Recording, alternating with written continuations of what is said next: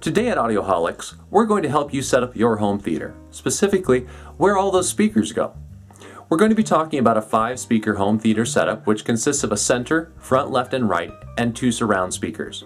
When you hear the term 5.1 speaker system, the point 1 refers to the subwoofer. We've already talked about positioning a subwoofer, so for help with that, check out our video on the subwoofer crawl, which is linked below, as well as other helpful videos on our YouTube channel and at audioholics.com. First, some general tips. Tip number 1. Your speakers probably came with a user's manual that has manufacturer recommendations for placement of your specific speakers. While our video will give advice that we found to be pretty universally applicable, we also recommend that you consider the manufacturer's advice on placement. Tip number 2. Try to keep your speakers and seat out of corners and away from walls. Placing your speaker or your head in a corner or near a wall will reinforce low and mid frequencies, making those explosions way too loud or dialogue difficult to understand. 2 to 3 feet away from walls is recommended, but if that doesn't work in your room, just try to give yourself as much distance as possible. Tip number 3. Wood and tile floors are easy to care for and they look great, but hard surfaces bounce high frequencies back up towards your ears, making them too loud. Those bounced or reflected frequencies also arrive a fraction of a second later than the ones headed straight towards your ears from the speakers, so you get a very short echo that can make it difficult to understand dialogue and can mask small ambient details. The same goes for a hard coffee table in front of you. Use a thick area rug between you and your speakers if you have hard floors, and try to use smaller end tables to the side instead of coffee tables to the front. Tip number 4. We will refer to ear level at times during this video. That's the distance of your ears from the floor. This will vary, but for most folks it's somewhere between 32 and 36 inches. Before you begin, you might want to get out a tape measure and find the distance from your ears to the floor when seated in your favorite seat. Okay, let's get to those speakers. First, let's set up the center channel. This one's pretty easy. It should be directly in front of you, centered above or below your display. Try to keep it as close to your TV or display as possible. The center channel will reproduce almost all of the dialogue. So, if it's too far away from the display, it won't sound like the voices are coming from the moving lips on the screen. It will sound like they're coming from your floor or your ceiling. Also, it's tempting to stuff that center channel on a shelf inside your media center. But the sides of your furniture work just like the walls in your room, or cupping your hands around your mouth. It changes the tonality of the speaker and can sound unnatural. Buy a speaker that you're okay with looking at and get it out of your furniture where it can get some breathing room.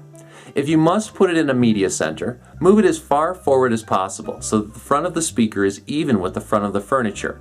And for the audiophile looking to go the extra mile, line the space around the speaker with acoustic foam from a company like Auralex Acoustics to absorb reflections. Ideally, your center channel's tweeter, that's the smallest driver that reproduces the highest frequencies, should be at ear level. This is because it is the most directional. The more it is pointed above, below, or to the sides of your ears, the more likely it is the frequencies you hear will not be accurate, and you may have a hard time understanding dialogue. However, this just isn't practical with a center channel because ear level is pretty close to eye level for most folks, and is typically in the middle of your display. You don't want your center channel blocking your view, so angle the speaker up or down slightly to aim the tweeter at your ears. Some center channels are designed to fire at an upward or downward angle based on the shape of their cabinet, or may have an adjustable foot for just this purpose. You can also use a professional product like the Auralex MoPad for this, or one of my favorite budget tweaks, a pair of rubber door stoppers. To recap, your center channel should now be directly in front of you, centered above or below your display. The height should be as close to ear level as possible without blocking your display. It should be tilted with the tweeter aimed at your ears, and it should be out of furniture and away from walls, if possible. Let's move on to the front speakers. These go to the left and right of your center channel and should be set up symmetrically, each being equal distances from your center channel. You will want to experiment with the angle of speakers to your seat, and we're going to try to help you do this as easily as possible. Dolby and THX standards state that your speakers should be 22 to 30 degrees off center from your listening position, but at Audioholics, we found that this is not a hard and fast rule, and our speakers sound better a little bit closer together in our room. While you can eyeball this, a tape measure, a calculator, and some simple math will help you be more precise. First, measure the distance from the center seat to the center channel. Let's call this new distance x, or gumdrops, or whatever else makes you feel good about trigonometry. Then multiply this distance by 0.3. By putting the middle of your front speakers each this far away from the middle of your center speaker, you now have your speakers 17 degrees off center, which is near the minimum that we like here at Audioholics. Now repeat that math, but this time multiply that original distance by 0.6 and you have 30 degrees off center.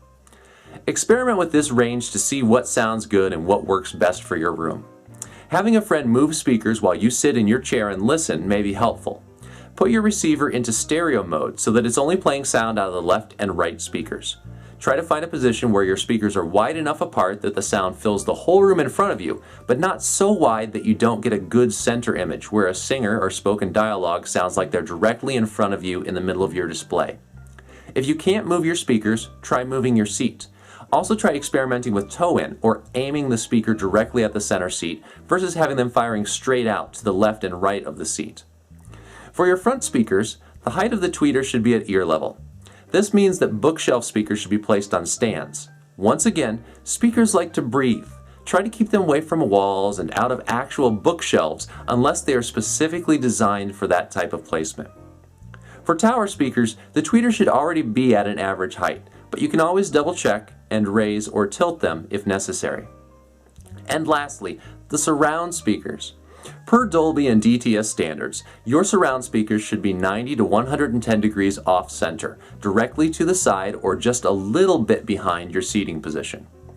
Also, as opposed to our front speakers, the tweeter of the surround speakers should be 2 to 3 feet above ear level when seated, as this makes them harder to localize. In other words, it makes it harder to hear exactly where the sound is coming from, which creates a more realistic surround field. This will likely necessitate wall mounting or using tall stands.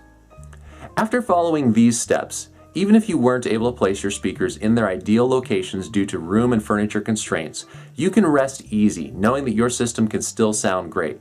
You're now ready to fire up your receiver and set speaker level, distance, and equalization, amongst other settings. We'll guide you through that in our next setup video, which you can watch by clicking the link below. For more guides and tips on getting the most out of your system, along with news and reviews of the latest equipment, be sure to visit Audioholics.com, subscribe to our YouTube channel, follow us on Google+, and like us on Facebook.